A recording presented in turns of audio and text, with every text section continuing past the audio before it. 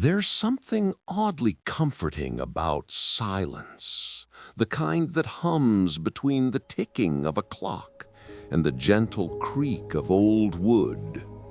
When I first moved into the cottage on Birch Lane, I thought I'd finally found peace. It was a one-story house, small and a little uneven, like it had grown tired of standing perfectly straight. The paint on the porch had peeled into soft curls, and the windows, those long fog-blurred panes, seemed to sigh whenever the wind passed by. I didn't buy the house for comfort or even for beauty. I bought it because it felt like it was waiting for someone to listen. Every night, the same routine. I'd make a cup of chamomile tea, light a single candle on the bedside table, and read until my eyes began to blur. The walls would settle, the clock would whisper its rhythm, and I'd drift somewhere between wakefulness and dream. But on my third night there, I noticed something.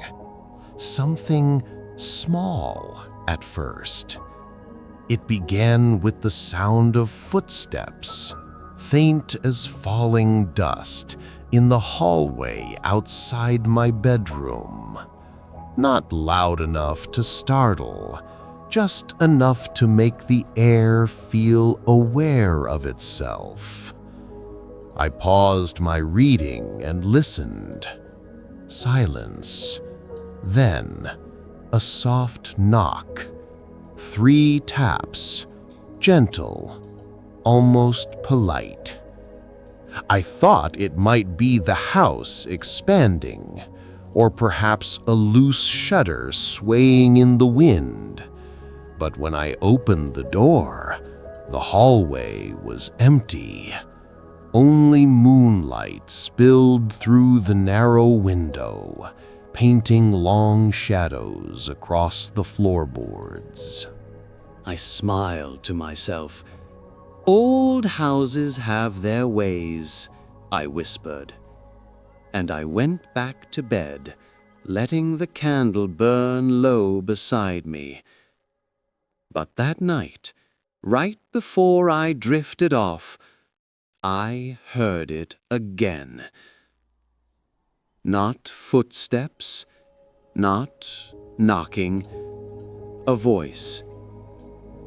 Soft, childlike, almost curious. From somewhere near the door. "Are you awake?" I opened my eyes slowly, heart steady, but curious. No fear, only that strange pull, like a thread tugging you toward the unknown. The candle had almost melted down to nothing. The room was dim, and the shadows seemed to breathe. I didn't speak, and after a moment, the voice came again, barely a whisper, as if it was leaning in from another world. "I used to live here, too." Next morning, sunlight spilled through the curtains like a quiet apology. Everything looked ordinary again, too ordinary. The teacup still sat on the bedside table, half full and cold. The candle had burned down to a puddle of wax, and my book lay open to the same page I'd left it on. I tried to convince myself that I'd imagined the voice. Maybe it was the wind slipping through the cracks, or the echo of my own half-dreaming thoughts. The mind plays tricks when it's tired. Still, I found myself walking the hallway that morning, tracing the floorboards with slow, careful steps. The sound of my own feet was heavier than what I'd heard last night. The boards didn't creak the same way either, and there was something about the air, like it held on to a memory I couldn't see. At the end of the hallway stood a narrow door, almost hidden behind an old bookshelf. The previous owner had left the shelf there, filled with dusty novels and faded picture frames. I hadn't bothered moving it before, but now curiosity felt heavier than reason. I slid the bookshelf aside, coughing as a cloud of dust rose up. The door was smaller than I'd expected, almost child-sized, its paint chipped and gray. A faint draft leaked through the bottom crack, cold, dry, and strangely sweet, like old paper and lavender. The doorknob resisted when I turned it, locked. But as I leaned closer, I thought I heard something. Not a voice this time, a hum, like a low vibration in the wood itself. I pressed my ear against it. For a few seconds, nothing, just silence. Then, a faint, rhythmic sound, breathing. Slow, steady, patient. I stepped back, heart still calm but aware. My thoughts felt split between logic and something older, something instinctive. It wasn't fear exactly. It was more like the feeling of standing too close to the edge of something deep. That night, I tried not to think about it. I made tea again, sat by the candlelight, and read until the words blurred into shapes. But as the house fell quiet, I could feel the same presence return.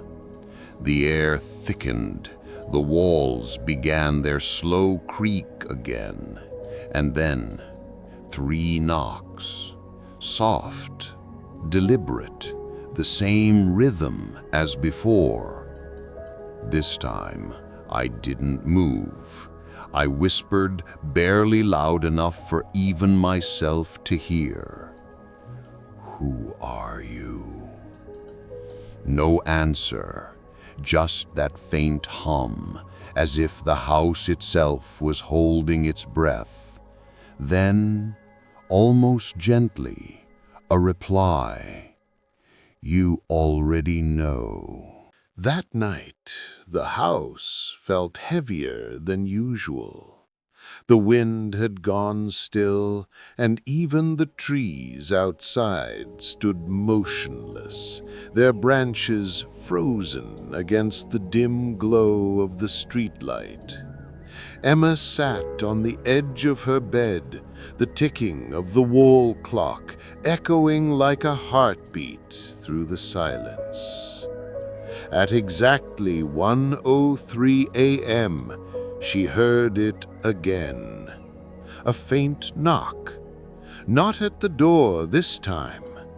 It came from the wall. Her eyes snapped open. The sound was soft, almost polite, as if someone didn't want to wake her completely, just enough to make sure they knew they were there. She held her breath, listening. 3 gentle knocks, a pause, then 2 more. Emma whispered to herself, "It's just the pipes, just the pipes." But the knocks came again, deliberate, rhythmic, like someone trying to send a message. She turned on the lamp. The pale yellow light spread across the small bedroom, but it didn't make her feel safer. The shadows on the wallpaper seemed to pulse, as though they were breathing. She pressed her ear against the wall. The surface was cool, unmoving, but behind it, she could swear she heard a faint whisper. "Emma." She stumbled back, heart racing. Her lamp flickered once, twice, and then went out. The only light came from the moon outside, filtering weakly through the curtains. For a long moment, she stood there, frozen. Then silence. No whisper, no knock, just the soft hum of the night. Trying to calm herself, she climbed back into bed and pulled the blanket tight around her. But as her eyes began to close, she noticed something strange on the far side of the room. The wardrobe door. It was slightly open, only an inch. But she remembered closing it. Emma stared at it for a long time, her breathing shallow. Then, from that narrow gap, a faint, cool draft reached her face, like a breath that didn't belong in this world. And when she looked closer, she saw it, a shadow, still and waiting, inside the wardrobe. Emma couldn't move. Her eyes were locked on the wardrobe, that narrow slit of darkness that seemed deeper than it should be. The air in the room had gone cold, unnaturally so, and she could feel goosebumps rise on her arms. The shadow inside didn't move. It simply lingered, patient and silent. For a long time, Emma waited, expecting it to shift, to disappear, to prove itself as nothing more than a trick of light. But it didn't. It just stayed there, watching her. Finally, she whispered, "Who's there?"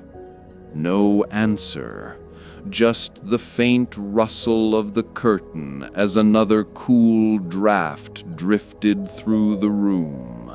Her pulse quickened. She reached for the small flashlight on her nightstand, flicking it on with trembling fingers. A weak beam of light cut through the darkness, steady but dim. Slowly, she aimed it toward the wardrobe. The beam touched the open gap. Nothing.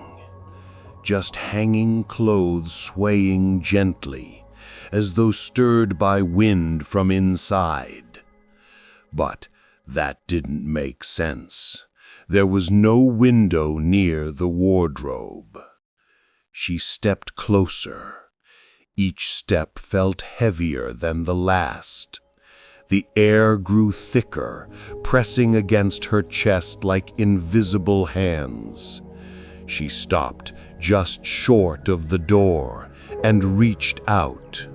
Her fingertips brushed the edge of the wood, and then she heard it. A whisper from deep inside, a single word. "Stay." The flashlight flickered violently. For a moment, the wardrobe's darkness seemed to ripple as if something inside had shifted. She stumbled back, gasping, nearly dropping the light. And then silence again. The shadow was gone. The wardrobe now looked perfectly normal, almost innocent. Emma closed the door quickly, twisting the small handle until it clicked shut. Then she leaned against the wall, trying to steady her breathing. What was that voice? Why did it sound familiar? She didn't sleep that night. Instead, she sat by the window, watching the horizon turn from black to gray as dawn approached. But as the morning light filled the room, she noticed something that made her heart freeze. The wardrobe door. It was open again. That night, the wind carried a strange silence, the kind that presses against your skin and makes you realize the world has stopped breathing. Evelyn lay in her bed, her eyes open, staring at the faint outline of the wardrobe. Its doors were shut, but the shadows beneath it seemed to move ever so slightly, like something restless, waiting. She told herself it was her imagination.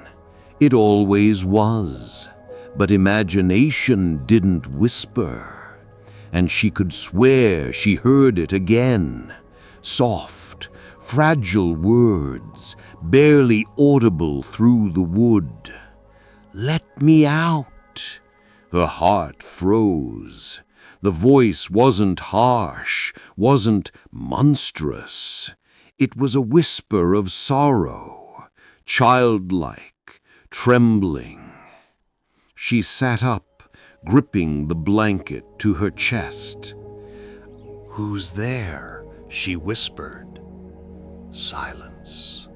Only the soft ticking of the clock on her wall. Minutes passed before she dared to move. Her bare feet touched the cold floor, and every creak of the wood sounded like it came from deep within the house's bones. She approached the wardrobe slowly, half expecting the door to open on its own. But it didn't. When she reached it, the air around it felt wrong, heavier. The faint scent of rain and something older, dust maybe, clung to the air. She hesitated, her hand trembling above the handle. Then she remembered what her grandmother once told her. Never open a door that speaks to you first. Evelyn stepped back, pulse pounding in her ears. She wanted to leave the room, to run downstairs and turn on every light, but her curiosity rooted her in place. What if it was a dream? What if none of this was real? She forced herself to take one more look at the wardrobe. The whisper came again, clearer this time. "Please, it's so dark in here." Evelyn turned, heart racing, and whispered, "Who are you?" A pause, then faintly, "You used to know me." The words sent a shiver through her spine. She stepped closer. "Know you from where?" No answer, only a low thud from inside the wardrobe, like something gently pressing against the door from within. Evelyn backed away, her breathing shallow. She could feel something watching her, not from the wardrobe, but behind her.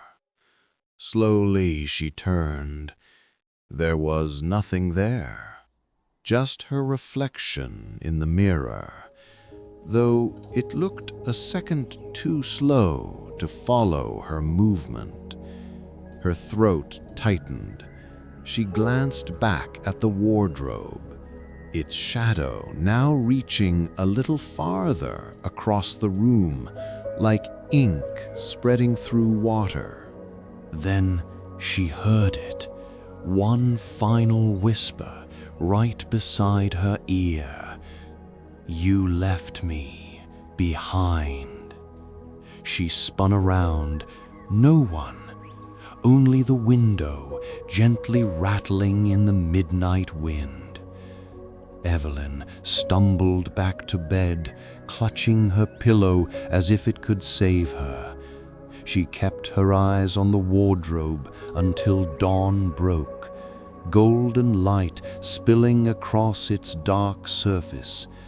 It stood silent, ordinary, as if nothing had ever happened.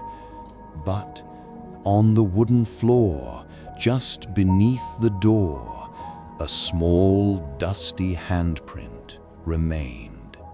Morning came slowly. Its light diffused through a pale mist that hung outside Evelyn's window. The night's fear had softened into uncertainty, like a half-remembered dream that clung to the edges of her mind. She rose from bed and stared again at the wardrobe. It looked so ordinary in the daylight, its polished wood catching the sun in quiet gleams. The handprint from last night was gone, or maybe it had never been there at all. Still, she couldn't shake the feeling that something was off. The air near it still felt colder than the rest of the room, the kind of cold that didn't fade even with the morning light. Evelyn dressed quickly and went downstairs, hoping movement would silence her thoughts. The smell of coffee drifted faintly from the kitchen, though she hadn't brewed any. The sound of the house, the quiet hum of pipes, the creak of old beams seemed different today. Listening. On the table lay a small stack of old photographs she didn't remember taking out. Her grandmother's box, she realized. She had been sorting through it days ago, looking for something to hang in her study. She didn't remember leaving it open. She sat down, thumbing through the photos. Faded faces, sunlit gardens, and family gatherings she barely remembered. Then she paused. The last photograph in the pile made her stomach twist. It showed her childhood bedroom, the same one she slept in now. But behind her, near the wardrobe, a second figure stood. A boy, maybe 10 years old, half in shadow. His expression was unreadable, but his eyes, they seemed to look directly at her. Evelyn turned the photo over. On the back, written in her grandmother's elegant cursive, "Evelyn and Daniel, summer of '98. She frowned. Daniel. She didn't remember any Daniel. She checked the date. She would have been 6 years old then. The photo was real, unmistakably old. Faded corners, yellowed tint. Her pulse quickened. She ran her fingers along the image again, tracing the boy's outline. He stood right beside the wardrobe, one hand resting on its handle. Suddenly, the air seemed heavier, as if the room itself had inhaled and was holding its breath. She whispered to herself, "Who are you?" And then, creak. The sound came from upstairs, her bedroom. Every instinct told her not to go, but curiosity, the same quiet force that had followed her since childhood, drew her to the stairs. Each step moaned beneath her feet. At the top, the door to her room stood slightly open, though she was certain she had closed it. The faint smell of rain drifted through. Inside, the wardrobe door was ajar, only by an inch. She froze, the photograph still in her hand, trembling. From inside, she heard something soft, not a voice this time, a tune, a lullaby, one she hadn't heard since her grandmother's house years ago. Bush-a-bye, baby, on the treetop, when the wind blows, the cradle will rock. Her heart pounded. She stepped closer, the song growing clearer. Evelyn reached out and pushed the wardrobe door open. Inside, only clothes, dresses, coats, and the faint scent of cedar wood. But behind the hanging fabric, she saw something glint. She pushed them aside and found a small wooden box tucked into the corner, dust-covered with a cracked lid. Her hands trembled as she lifted it out. It was heavier than she expected. She opened it and found another photograph inside. This one was of her grandmother, much younger. She was standing with 2 children. Evelyn recognized herself instantly, but the boy beside her, Daniel, was clearer this time. His hand was resting on her shoulder. They both looked happy, but behind them, in the window's reflection, a figure stood watching.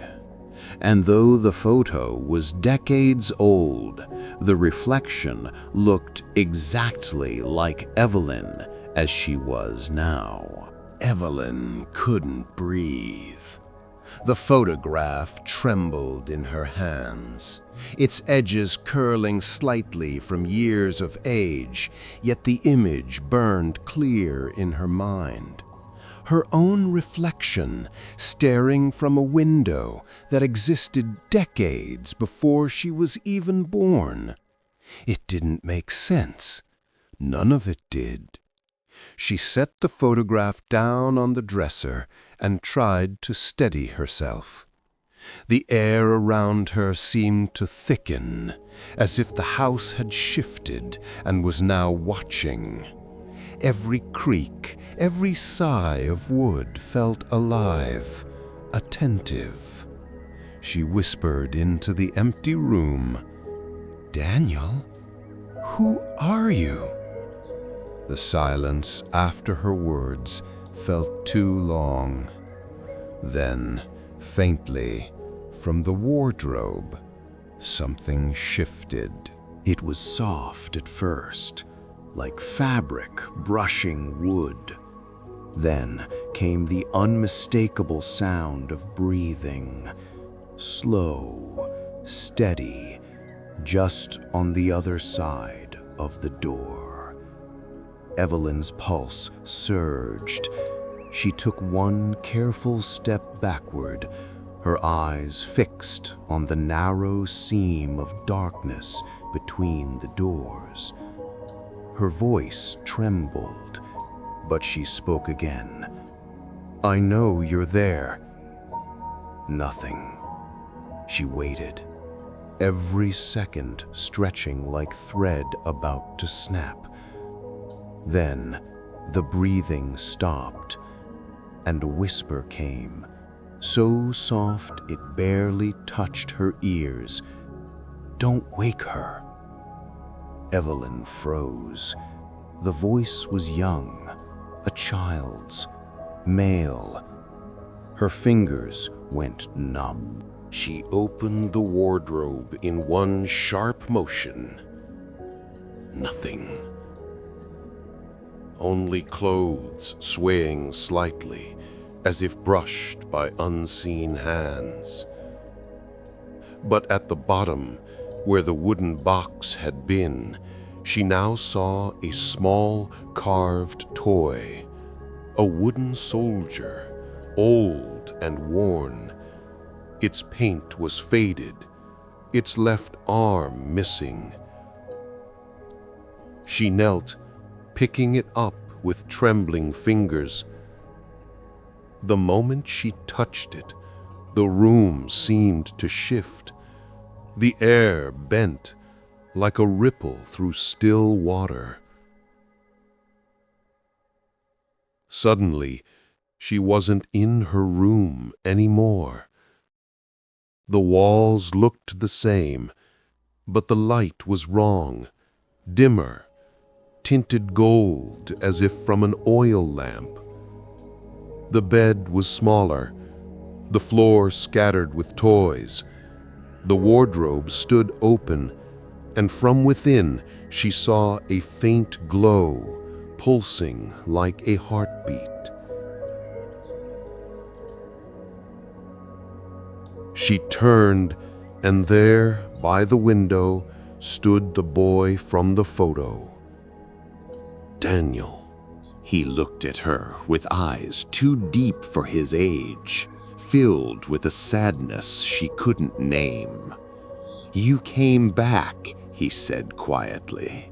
Evelyn's throat tightened. Where am I?" Daniel tilted his head. "You always ask that." He took a step toward her. His bare feet made no sound. "This is where it began," she repeated. He didn't answer. Instead, he pointed toward the wardrobe. "She's still dreaming. You shouldn't wake her." Evelyn's heartbeat thundered in her ears. "Who?" "The one who made this place," Daniel said softly. "The one who made us." The glow inside the wardrobe pulsed brighter, almost alive. She could see faint shapes moving in the light, shifting silhouettes, like memories trying to take form. Evelyn felt drawn to it, even as fear coiled in her chest. When she looked back to ask Daniel another question, he was gone. Only the toy soldier lay on the floor where he had been standing. The golden light began to fade. The world shimmered. And in an instant, she was back in her room. The morning light streamed through the window, though she could still feel the echo of the other place in her bones. The photograph, the toy, the whisper, all of it was real. She looked once more at the wardrobe. For a moment, just one brief, heart-stopping instant, she thought she saw a small hand close the door from the inside. Evelyn didn't sleep that night. Even when the first light of dawn crept through the curtains, her eyes stayed fixed on the wardrobe door.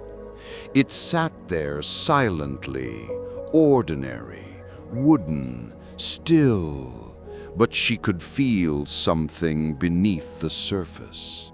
A quiet hum, a presence that waited. The toy soldier rested on her bedside table. She had tried putting it away, but every time she closed her eyes, she dreamt of it. The carved face, the missing arm, the faint scent of candle wax. When morning came, she decided to go back to the attic. Dust filled the air like thin smoke as she climbed the creaking stairs. The attic felt heavier now, as though the weight of the house's secrets had thickened overnight. She found the old photo album again, but this time she noticed something she hadn't before. Between the pages, tucked behind one of the photographs, was a folded letter. The paper was yellow and fragile. She unfolded it carefully, her hands trembling. The handwriting was elegant but hurried, written in ink that had faded to brown. To whoever finds this, the boy is not what he seems. He was meant to be forgotten. Do not speak his name aloud after midnight. The dreams will hear you. Evelyn's breath caught. Her grandmother's initials were signed at the bottom. She sank to the floor, her heart pounding. All this time, she had thought the stories about Daniel were just ghost tales told to scare children. But this was something deeper, something intentional. As she read the letter again, she noticed faint smudges at the bottom, like fingerprints, smaller than hers. And for just a moment, she thought she heard soft humming from beneath the floorboards, a child's lullaby. When she went back downstairs, the air in her bedroom had changed. The mirror above her dresser reflected not her own face, but the faint outline of another girl, standing slightly behind her. Evelyn spun around. Nothing.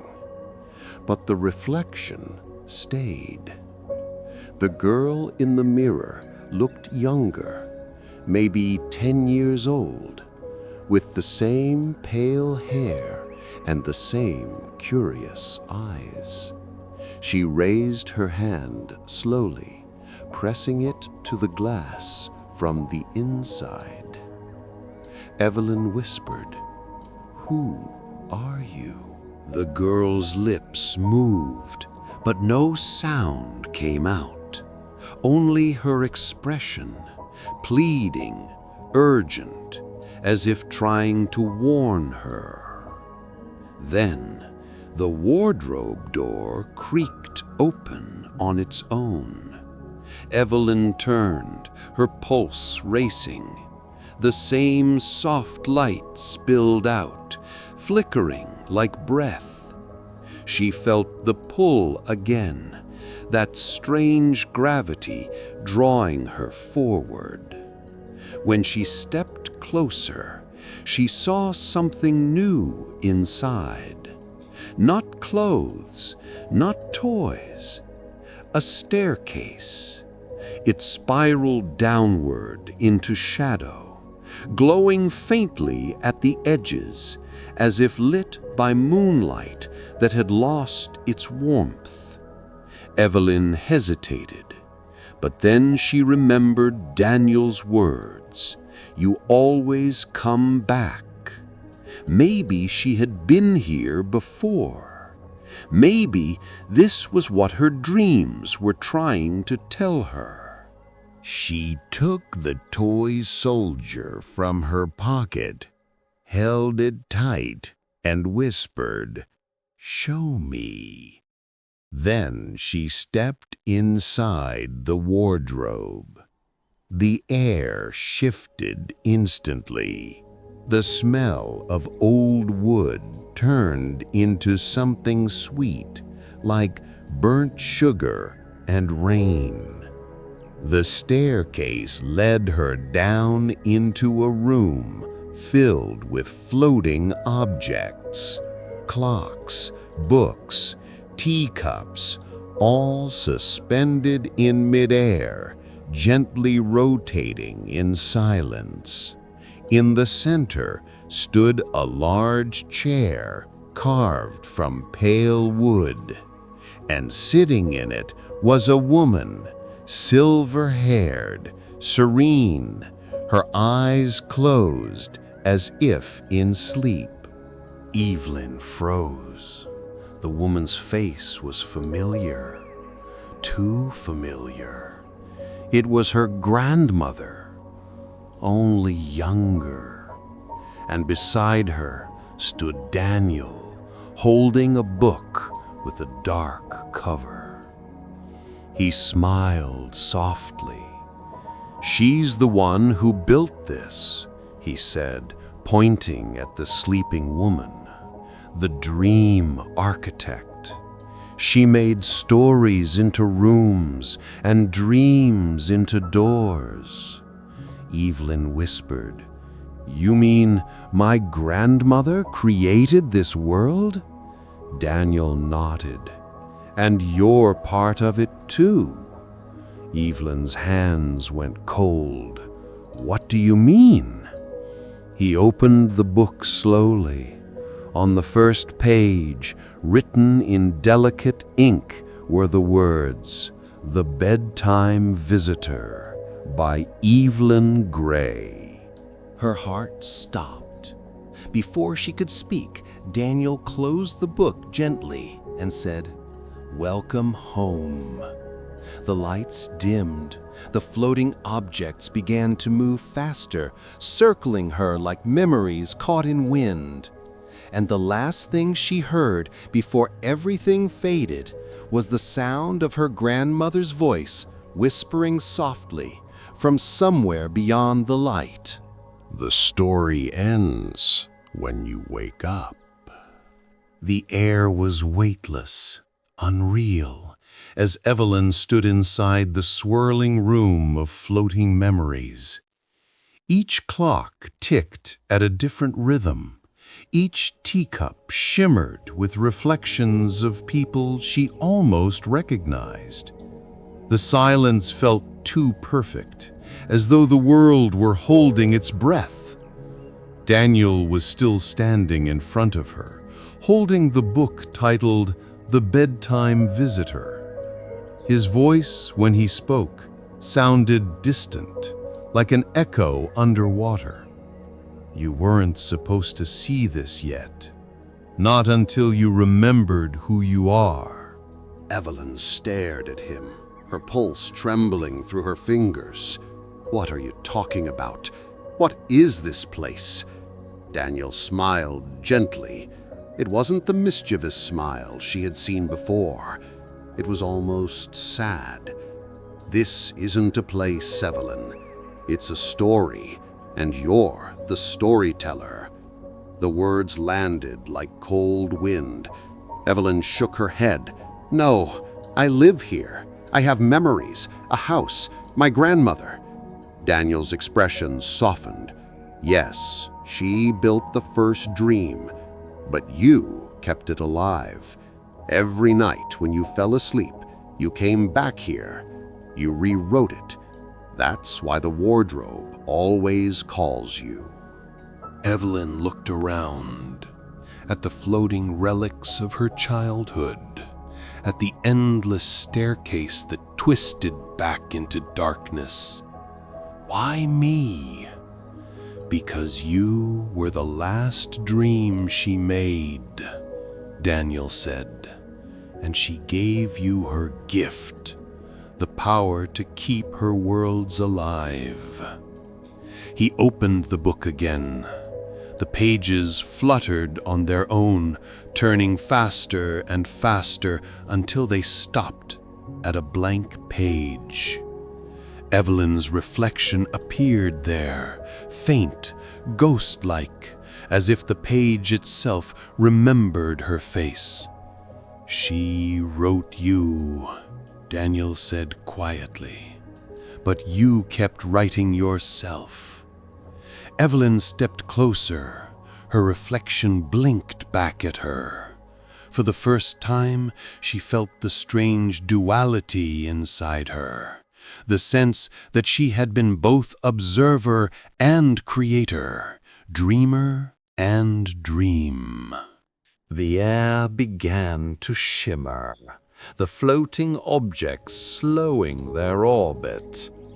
"She's waking up," Daniel whispered.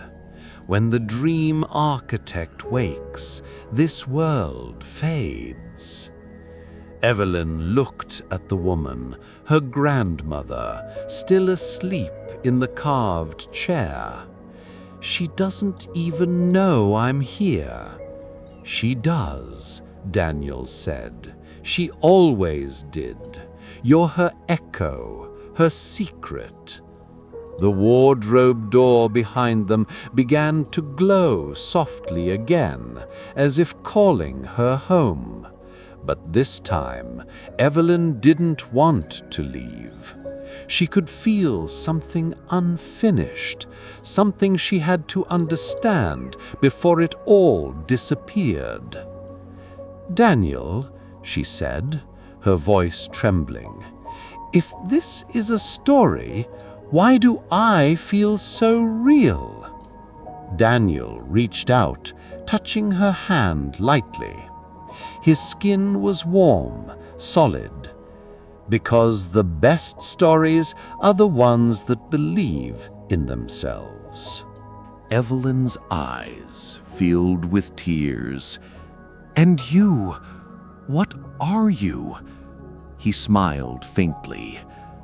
"The first visitor, the one who waited. Every story needs a listener." The light from the wardrobe spread across the room now, bright, weightless, dissolving the walls into soft gold.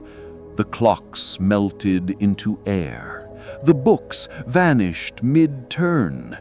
Daniel's figure began to fade too, his outline flickering like candlelight.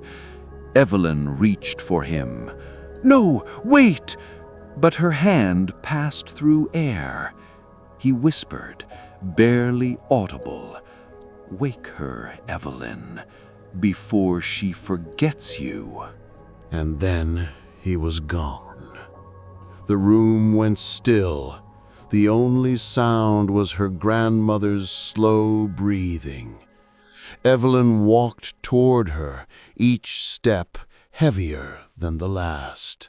The carved chair was surrounded by tiny specks of light, memories frozen mid-air. As Evelyn knelt beside her, she saw faint writing carved into the wood of the chair itself. "Stories end where love remembers."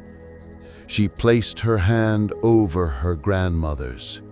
It was warm, alive. And for the first time, Evelyn understood. This wasn't about escape. It was about letting go. She closed her eyes, whispering softly, "It's time to wake up." The light grew brighter. The world began to unweave like threads of silk unraveling from the edges. She felt her body dissolve, her thoughts turning lighter and lighter, until all that remained was the echo of her voice. And somewhere, far away, she heard a child's whisper, "Good night, Evelyn." The first thing Evelyn felt was warmth. Not the glow of dreamlight, but the true warmth of morning sunlight on her skin. It was soft, golden, alive. She opened her eyes. The air was still. Her room, the real one, surrounded her, The pale curtains fluttered with the early breeze, and her old clock ticked on the wall, steady and real. For a moment, she didn't move.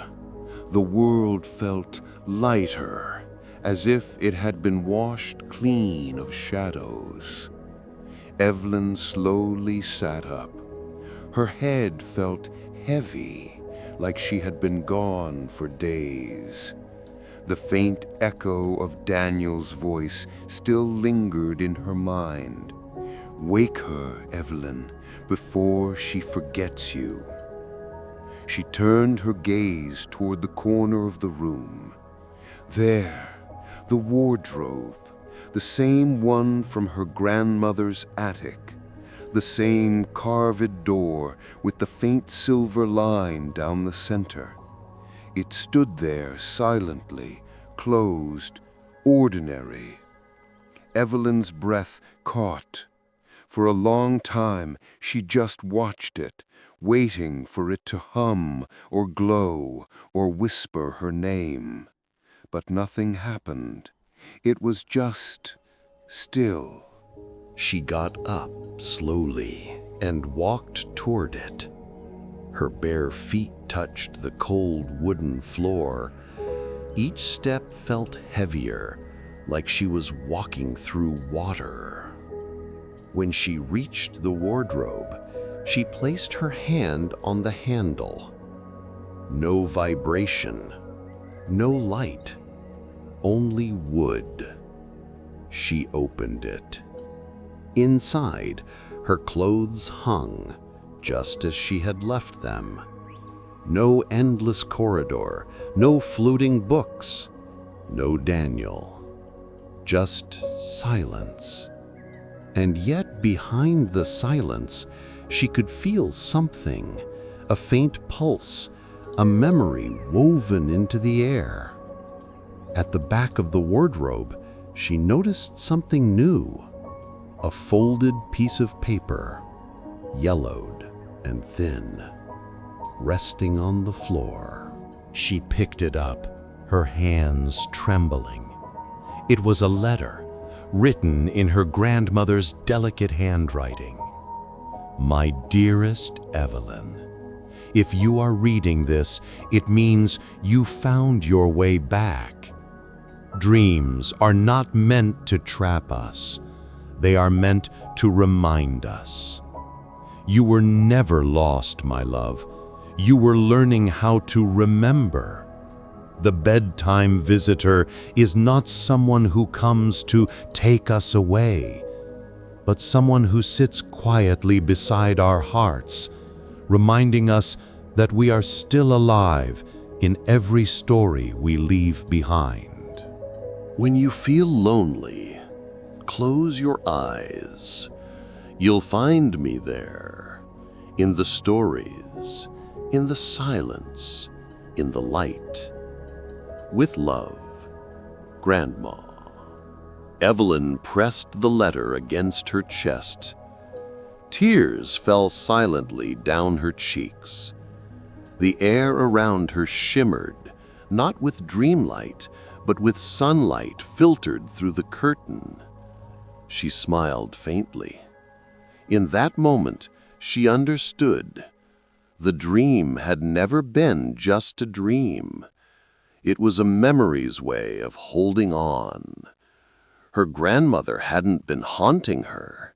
She had been guiding her back. Evelyn looked once more at the wardrobe.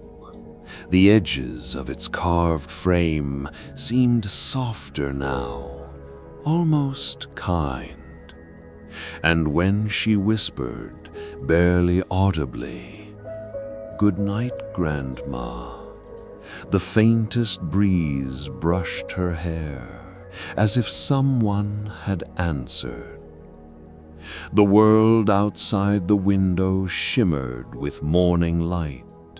Evelyn sat quietly, the letter in her hand, listening to the steady ticking of the clock. Real, grounding, alive. For the first time in years, she wasn't afraid of the silence, because now she knew silence was never empty. It was full of echoes, waiting to be heard.